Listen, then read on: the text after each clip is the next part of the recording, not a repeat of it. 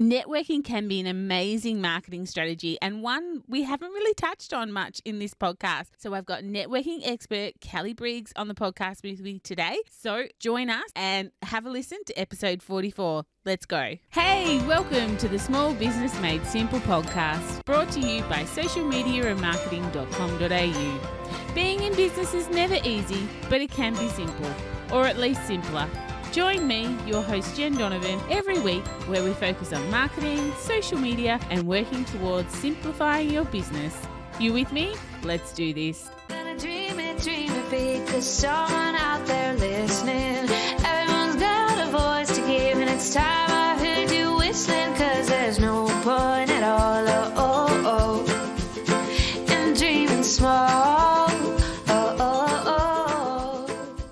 Well, hey there, podcast family. Welcome to episode 44 of the Small Business Made Simple podcast.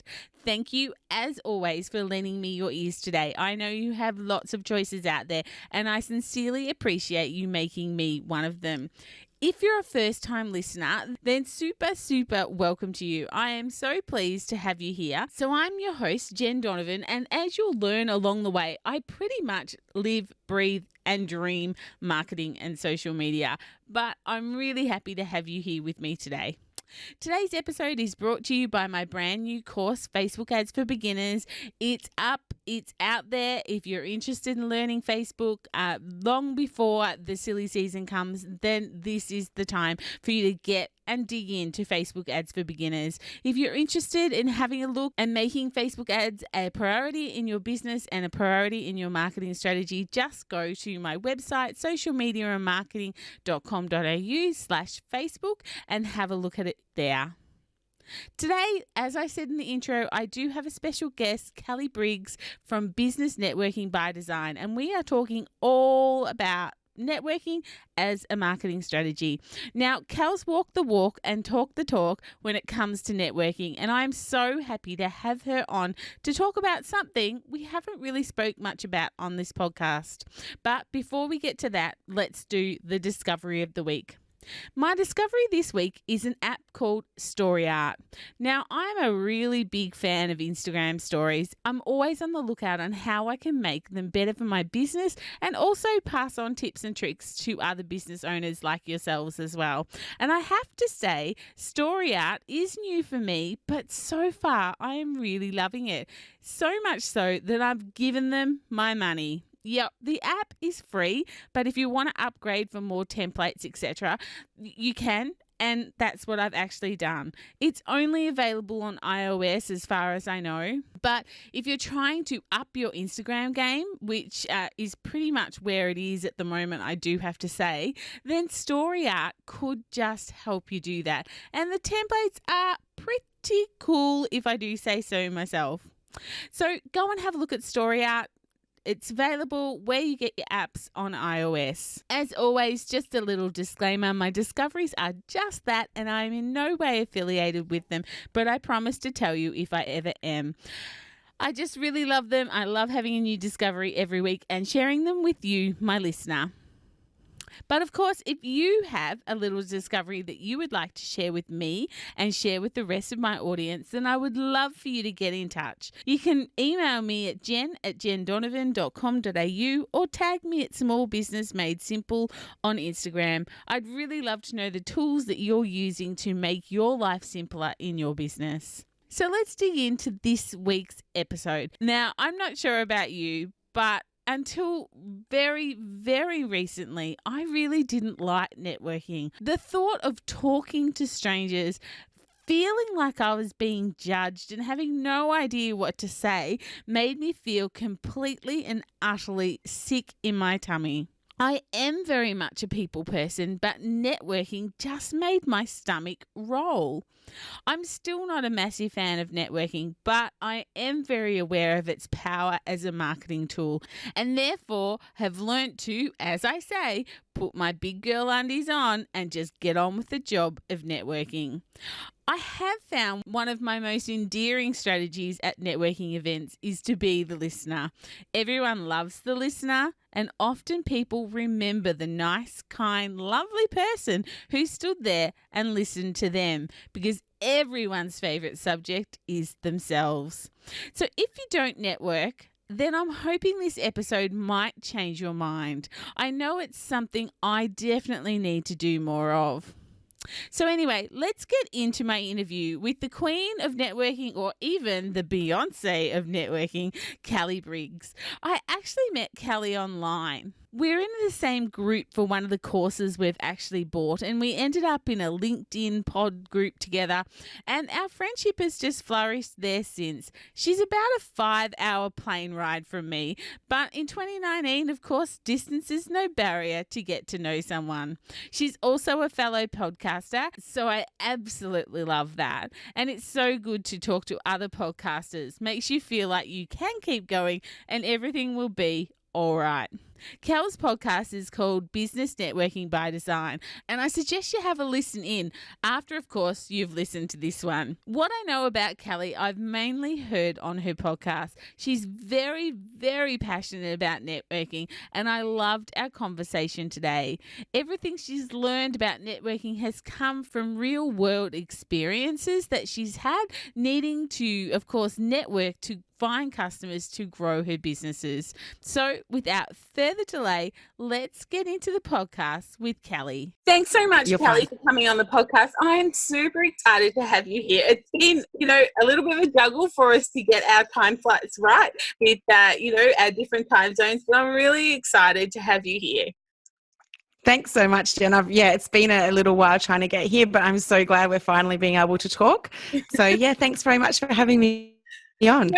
No worries at all. I think networking is such a great topic, and certainly something I would never call myself an expert in. In fact, for a lot of years I would have cringed at networking, but I've learnt to hate it. But for those of people who are listening that perhaps don't know Kellie Briggs, could you just tell us a little bit about you and your business?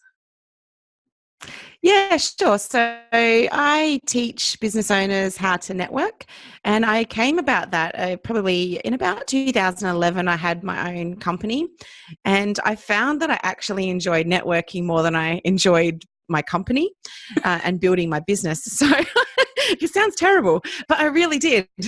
And so over the couple of years that I did that I was networking, I kind of discovered I had a real talent for matching businesses together, kind of like a matchmaker, I suppose, but for businesses.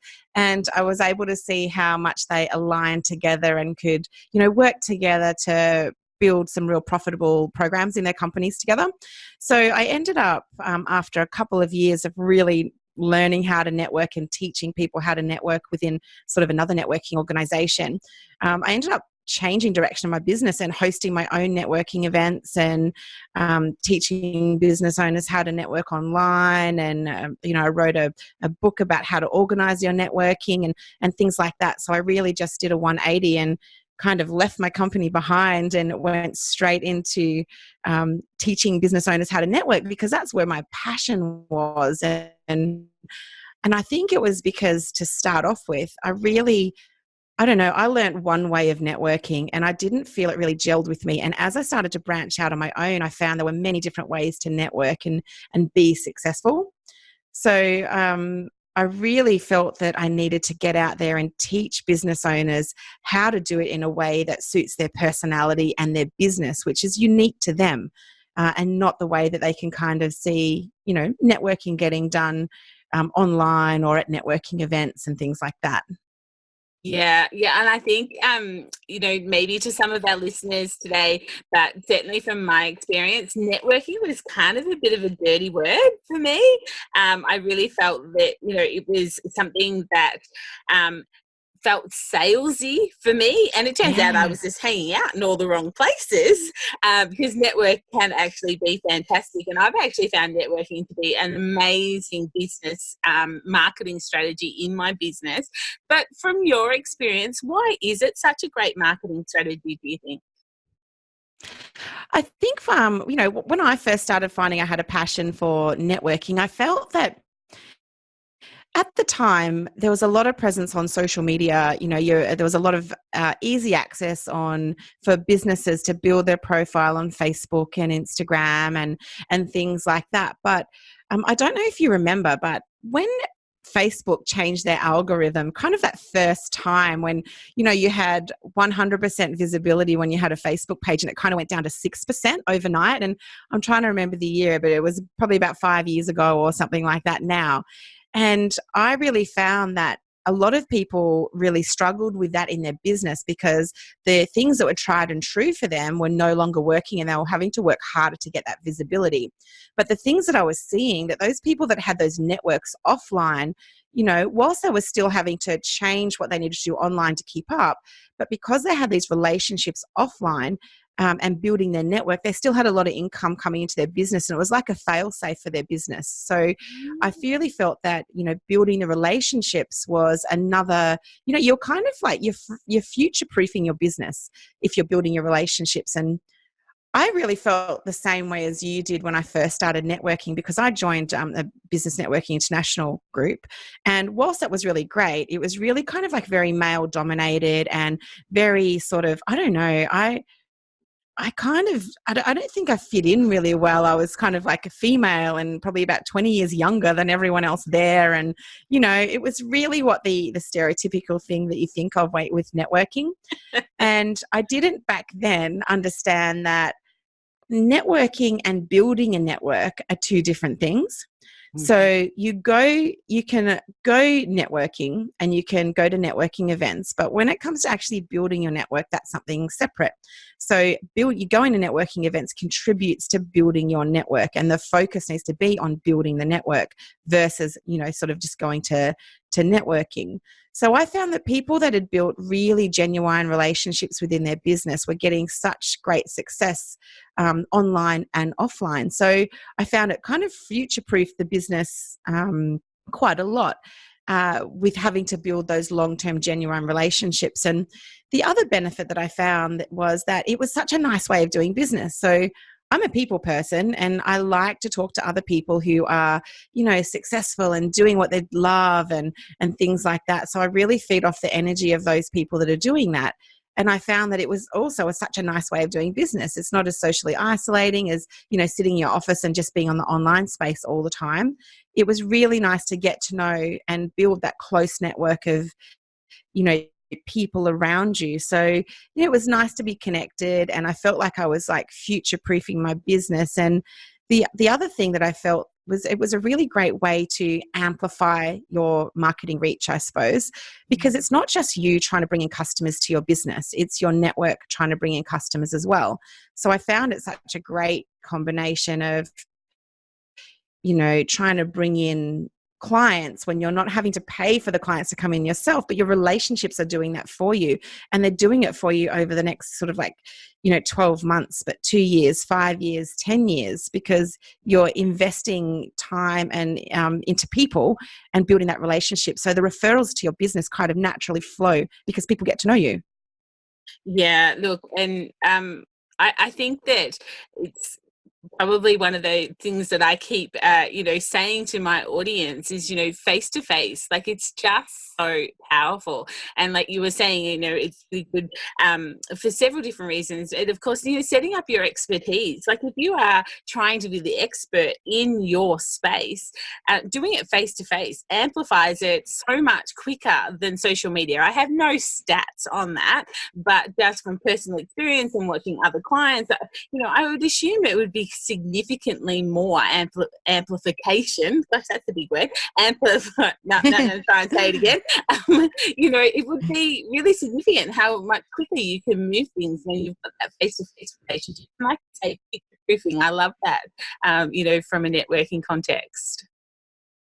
Yeah, absolutely. I think that I think people connect online all the time, and I do teach a lot of online networking as well. So it is a great way to meet people when you can.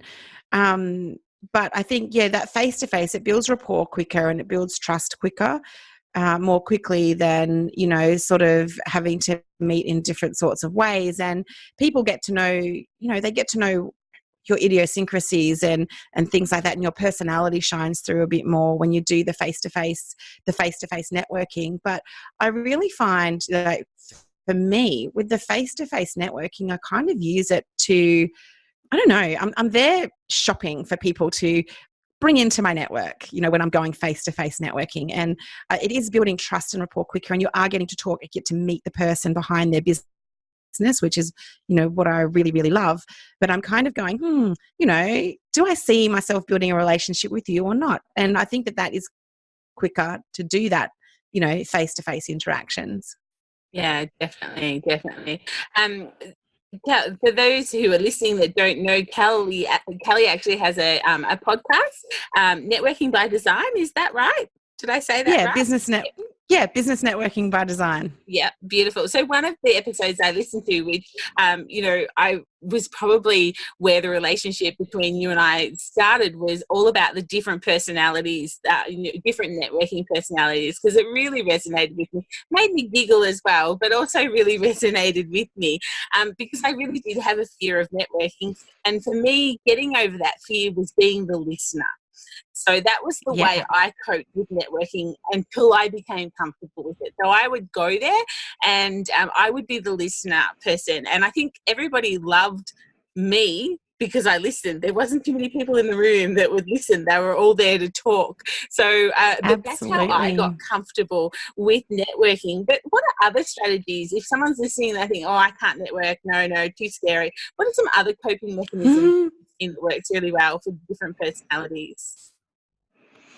Well, I think when you're looking at going networking, the vision that most people have in their heads is that they're going to walk into a room full of people that they don't know and try and sell their products and services to them, or people are going to try and sell their products and services to them. So I think to start off with, it's having a more of a realistic idea of what networking is about and what it's intended to do. So when you're looking at, I kind of think that most fear around networking stems from a misunderstanding of what it actually is. And it's just building human connection. It's just meeting people that you want to start building a relationship that can help you with your business. And when you bring it down to its most simplest form, that if it takes you a while to get in that room, but once you're in that room, it is just a one-on-one conversation with two people getting to know each other. You could be sitting at a bus stop talking to the person sitting next to you, or you could be sitting, you're in a room networking with people. And it's just, when I find, when I reduce it back down to those terms, excuse me, I think that people can understand it a little bit more. But when you come down to the real fears around networking, you have that misconception, but there are people that really do have fears. And it comes down to me to about 4 different types of fears. So you have some people that truly do have social anxiety. And that social anxiety is a fear of going to somewhere where there's other people and that they'll be judging you and, listening to what you say, but criticizing or thinking in their mind, do I like this person? Don't I? And it stemmed from a base of fear. So if a person has social anxiety, that's really tricky just to kind of like expose yourself to the trigger and expect it to get better. Social anxiety needs to be, you need to get some professional help with that. So if you're finding that you really do have a social anxiety, then that is something that, you can get help with, and then that will help you with your networking then. But social anxiety is different from, say, being an introvert. An introvert might have a fear of going to networking events, but it's not because they're shy. It's because they know that when they go there, it's going to sap all their energy, and they really feel the energy of the room, and they just don't want to do that. So the difference between having social anxiety and being an introvert is one is based in fear, and the other one is based in just not wanting to do that because you know how it's going to sap your energy, and it's going to take weeks for you or days for you to get over all that time that you've had to spend networking with other people. So I would say for introverts to get over the fear of networking, it would be joining things that you really find authentic to you. So you might want to go to a networking event, but you may actually want to go to sort of a professional body or join an association that is closer to the type of thing that you do with your business. So for example, for me, one of the things that I do is I'm a physiotherapist. So I would join, my professional body would be the Australian Physiotherapy Association. So if I was worried about networking, or I didn't want to go networking because it just sapped so much of my energy, I would be going to APA meetings where I know there's already that commonality there. There's already those people that know similar things that I do, and we already have the same interests.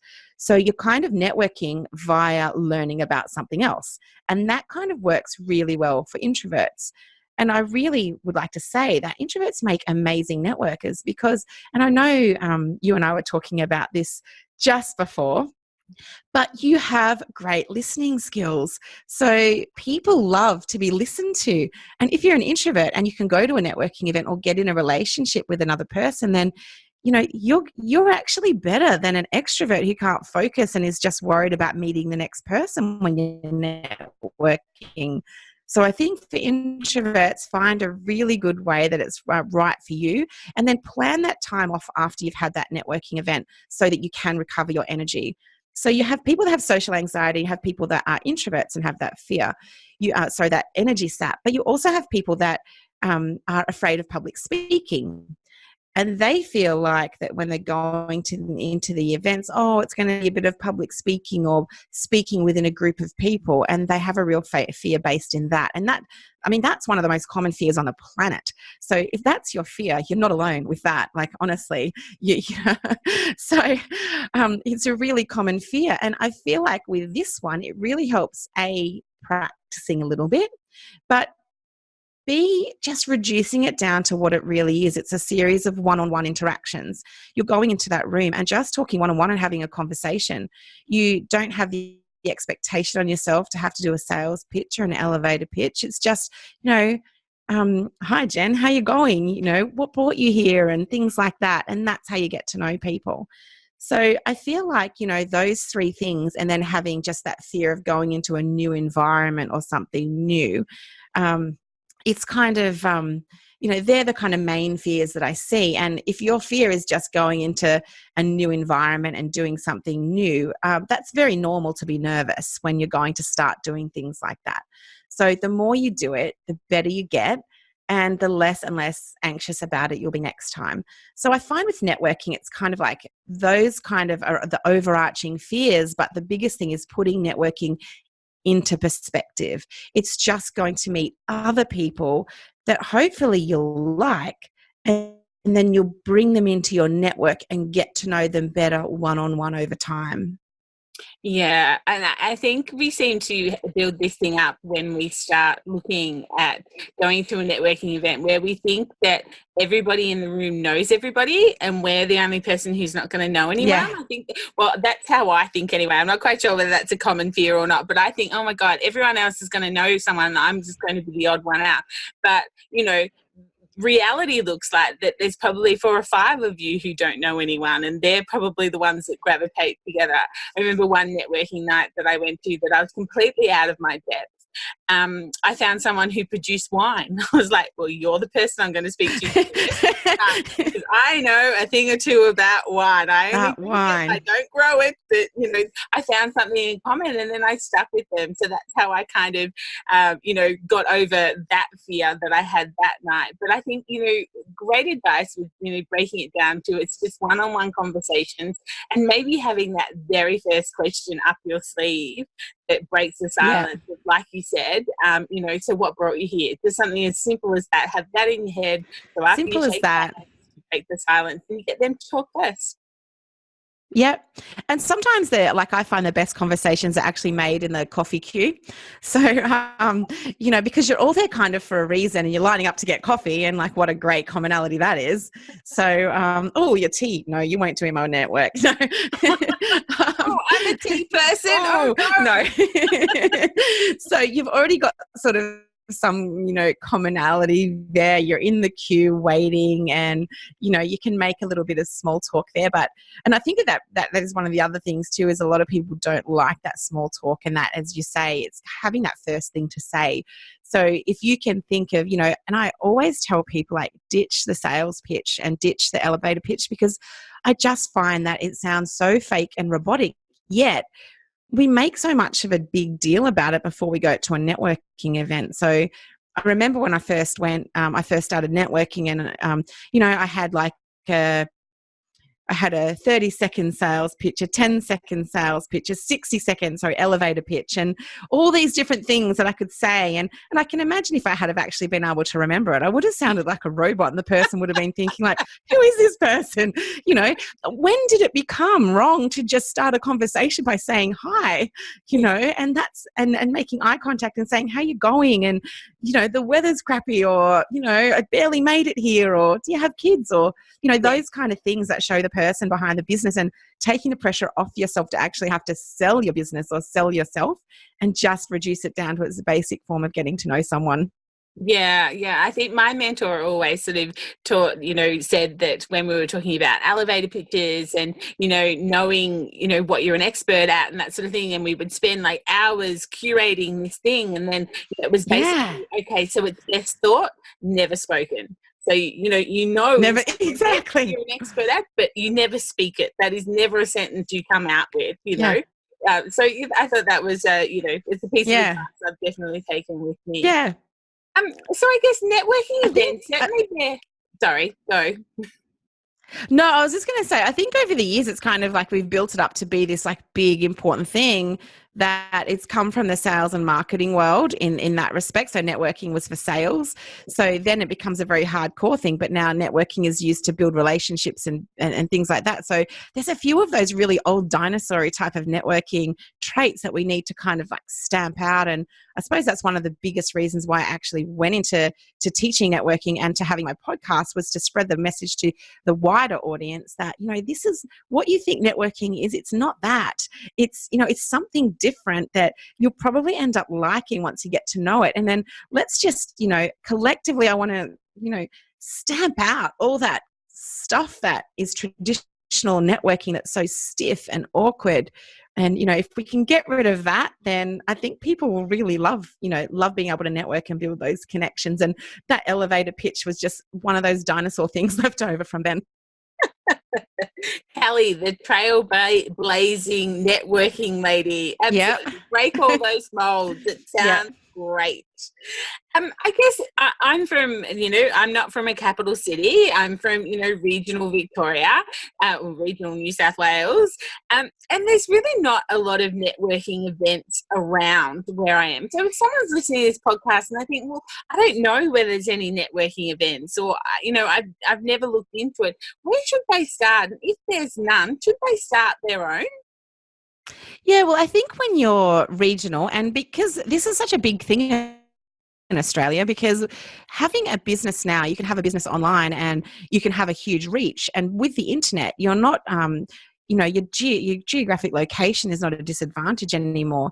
However, if you want to do face-to-face networking, or if you want to network, you kind of have two options. So, you know, if you're regional, or maybe if you're a mum that has kids at home and can't get out and things like that, there's a few things that you can do yourself. So one of them, of course, is going to online, like changing to online networking. So making that your priority and meeting people online. And in fact, that's how you and I met, Jen, was online, which is a really great option for people. And then you can, the other option is, as you say, you can start your own networking events or your own networking meetings. And they're really great as well, because I guarantee that if you are in a town, you know, and there's no networking events in there, I guarantee there'll be other business owners in that town wanting to be able to network with you. And they may be people that you meet through the course of your business, or they may be people that, you know, their parents go to your kids go to the same school, and other parents at school have a business and things like that, and they would like to get their message out there. So if you haven't got a networking meeting near you, then, and to be honest, this is my preference, is for people to start their own, because if you start your own, you can network with people you actually like, and not people you're just forced into a membership with. So, and I think that's the biggest key, isn't it? Like, you've got to enjoy it, and to do that, you have to like them. Yeah. And we were just discussing a little bit offline about just that thing that you and I were involved in a group, and, you know, there was just a few little things that went on that didn't make me feel comfortable, because we were grouped together, you know, without too much in common, except maybe one element of our businesses that we had in common. Yeah. So, yeah, and I guess if I got to design my own, it would look very different. So, yeah. Yeah, and you can choose your frequency. So, you know, some networking meetings might be held at home if you've got kids, or the people that you're going to be networking with have kids. You can find cafes, libraries, many different places to have a meeting, and you can meet sort of weekly or fortnightly, and you can set the pace yourself, and you can set, invite the people that you really want to invite. And the way that, the more often that you meet, I suppose, the more you get to know each other and to get to know each other's business. And the more you get to know each other's business, the easier it is you find clients for that person. So I think forming your own networking meeting is just such a fantastic idea for people that are, regional, because you've got so many benefits there, and you can form your own little supportive community. And not only is it supportive in the way that you have, you can refer clients to each other, but it's supportive in the way that, you're all business owners together, and you're trying to build your businesses, stuck in the struggle together. And, hopefully that when one person is having a bit of a rough time, other people aren't, and being around those people helps bring you up. And then one person has a piece of knowledge about how to, say, do podcasts or something like that, then, they share the knowledge, and you all learn, you all rise together. It's one of my favorite sayings, you all rise together. Yeah, I actually have a little networking group that we run once a month in my local community. Beautiful. Turns out that it's all ladies. It wasn't marketed as all ladies, but it turns out that too has been attracted to the group. But the last meeting we we actually had 2 members in tears. So it became more like a counselling session. It was kind of like, it was overwhelming, and they were in a safe space because they knew that what was overwhelming them, we understood as collective business owners, and we are all mums. I know that not everyone in business is mums, but we were all mums. We all live rurally, and it was kind of like that was what we had planned for the networking session kind of went out the window because where the meeting led us. So I think it's really great to have that safe space for people to to open up and to know that they're talking to like-minded people. I know myself that if I said to my husband that I was overwhelmed or this was all too much, he'd say, well, just quit. Whereas my business friends would say, why? And, what do you need to outsource? And they'd have constructive, this business knowledge for me. Whereas my husband would be like, there, just quit. It's fine. So hang around like-minded. And I think that's right. And one of the things that I love about that is, and I talk a lot on the podcast about having a business bestie relationship, but it extends to networking groups that you have as well. What I love about that is if you're building long-term relationships with people, which is how we should view our network, then you ride the ups and downs together, and someone can have like a down week one week, and that's what the focus is on, helping bring them up. But it's knowing that they can have their moment, and it doesn't take away from their level of professionalism and the service that they offer their clients and things like that.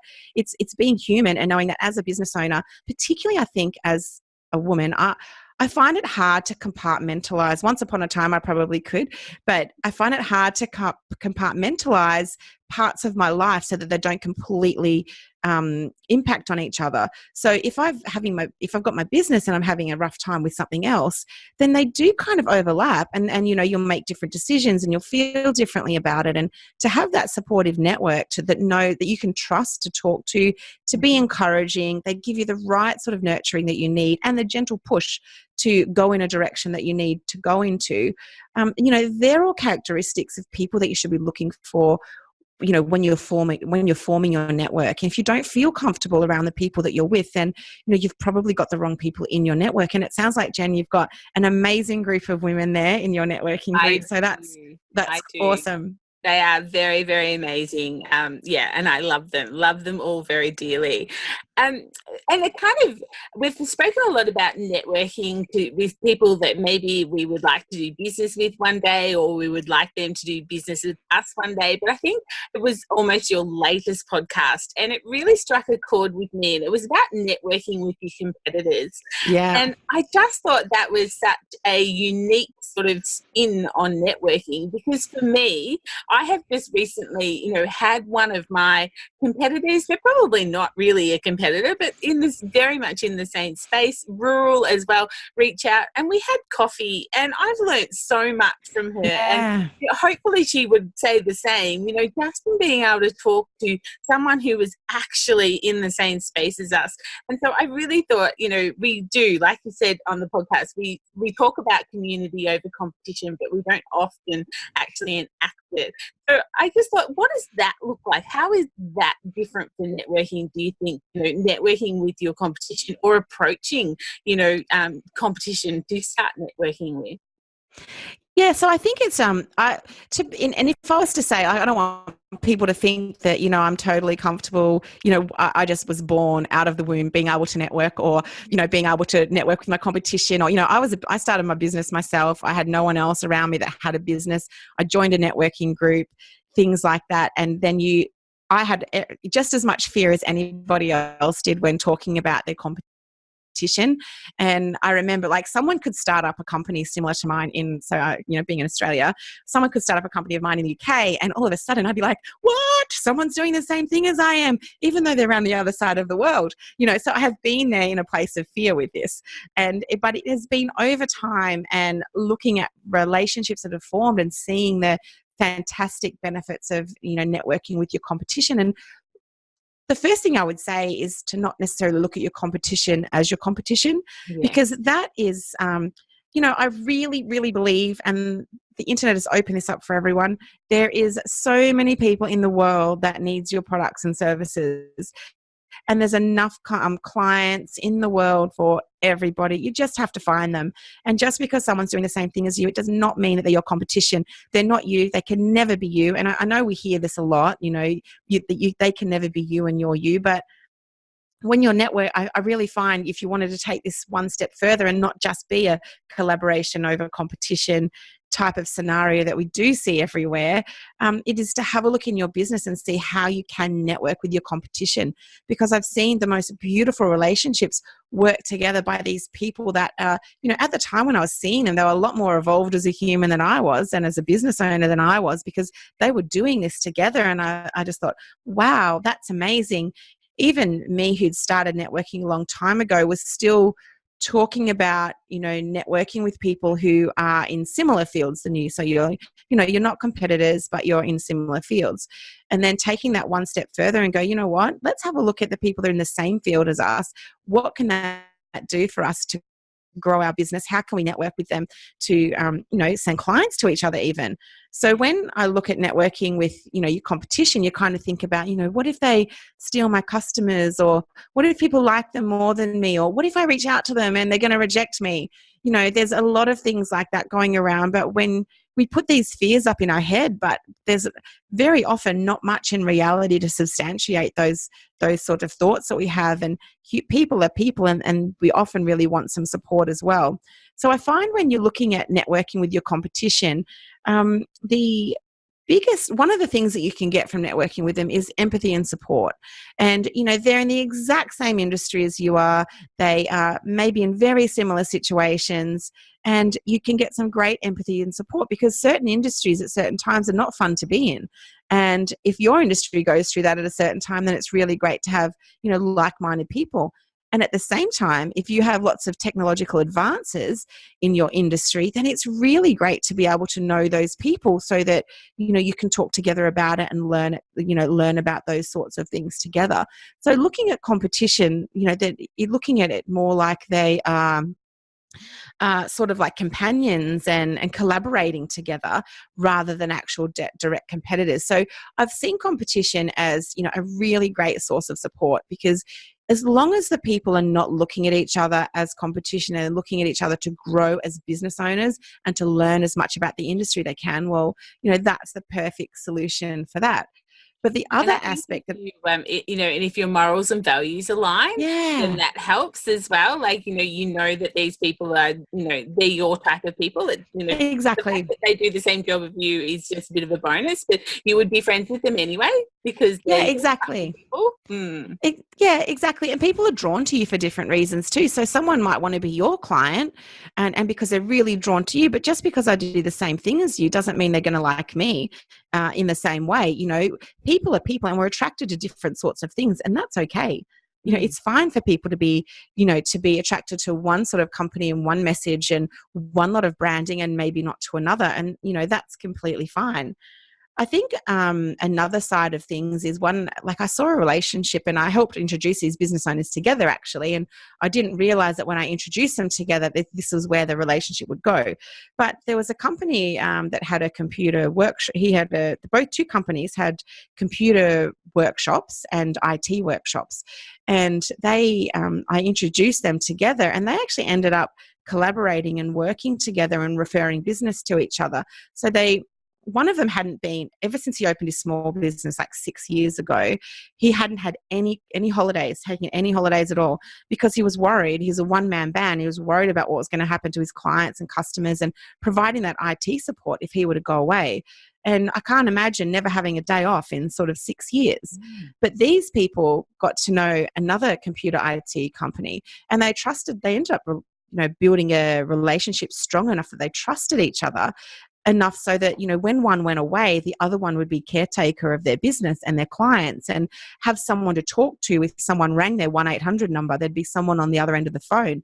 And when that business owner came back, they handed the business back to, you know, to the person who owned it. And it was such a beautiful relationship to see that happen and to know that they're not trying to pinch each other's clients. They genuinely like each other and trust each other. And, you know, they want each other's businesses to succeed. And, you know, that was something that's not even just a business impact, but that quality of life of that guy who got to go and have on a holiday was it was incredible, you know. So that's taking that competition to the, you know, the next kind of level is when that's amazing. Not afraid to hand them your business for a couple of weeks while you go on holiday and know that it's going to be handed back in a really great condition because you both have the same levels of customer service standards and things like that. It's just, you know, that kind of thing is just phenomenal.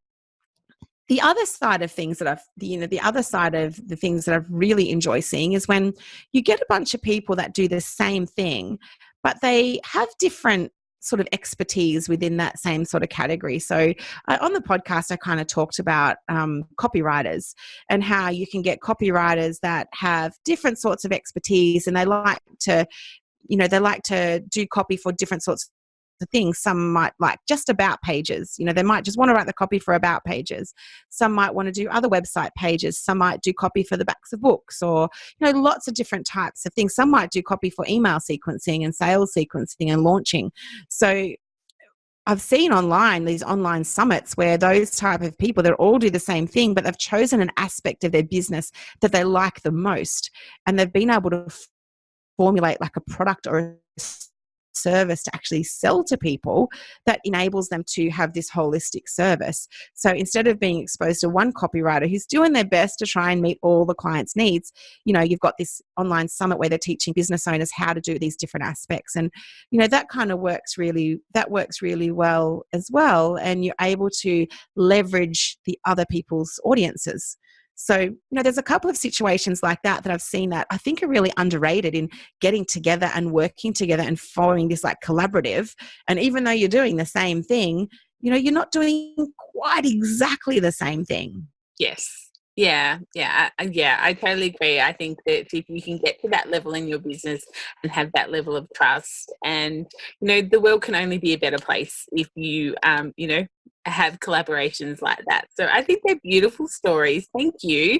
It's great to see how networking can, you know, bring, I guess, to that gentleman or that person who hadn't had a holiday, like it brought him joy.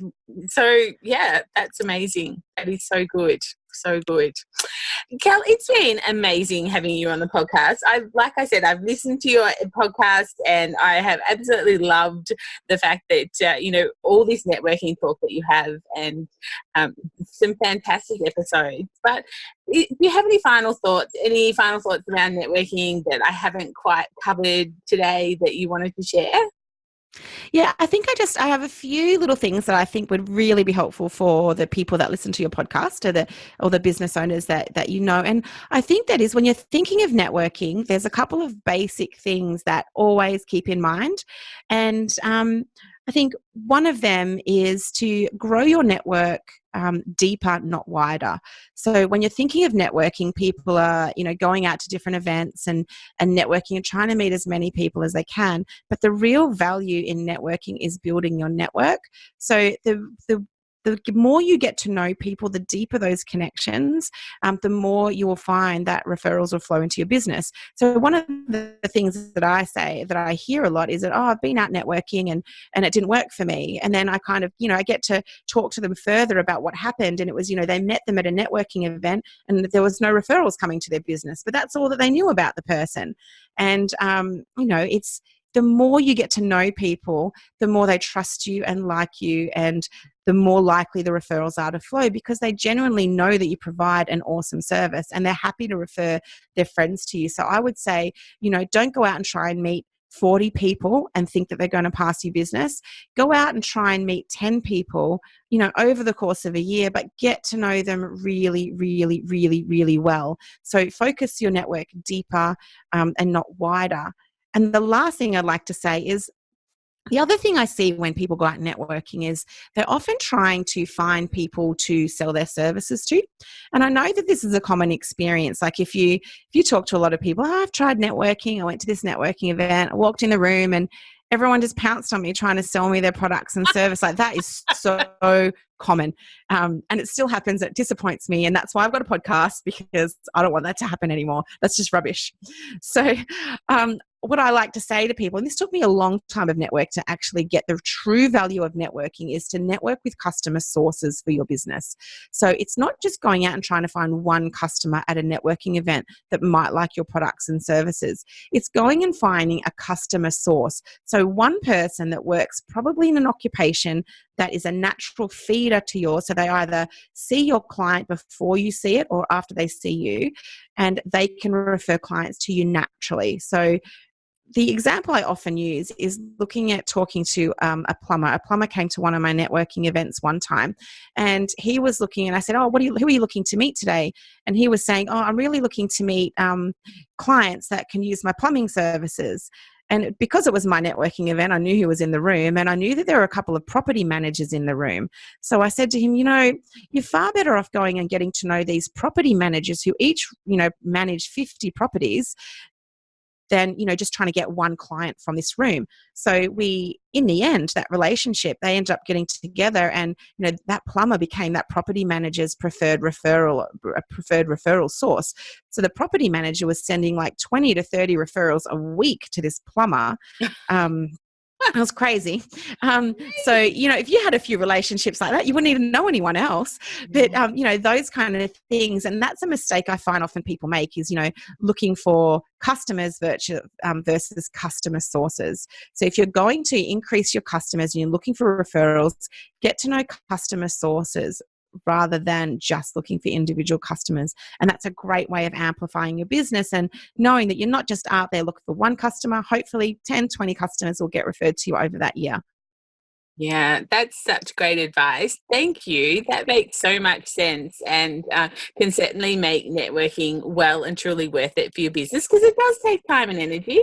It's a bit like social media. We all think it's for free. It's not for free, because our time is worth something, and our time is worth something. Oh, absolutely. And that sort of thing as well. So that's a really great way of looking at it too. Perhaps, if you're worried that you'll only pick up one client, then maybe for that referral source rather than that one client. So and that's part of having a strategy, I suppose. Like, we have a business plan and we have marketing plans and things like that, but we don't often have a networking plan.